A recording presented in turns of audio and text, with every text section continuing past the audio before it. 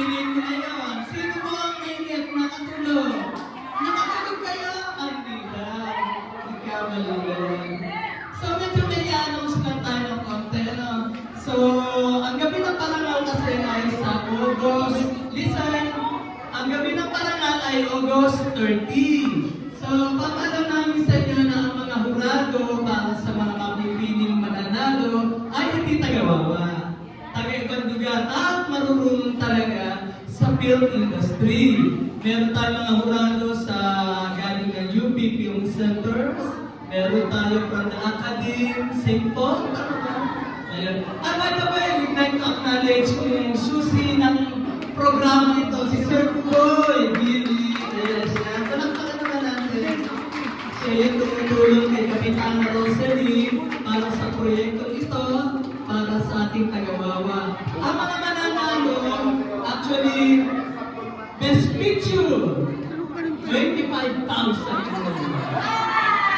Ang second Best Picture, 15,000.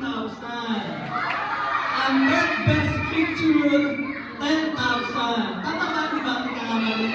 May mananalo rin sa Best Director, Best Actor, Best Actress, Best Story Screenplay, Best Poster, at sa bata, pipili rin ang Best Child Performer. Yan.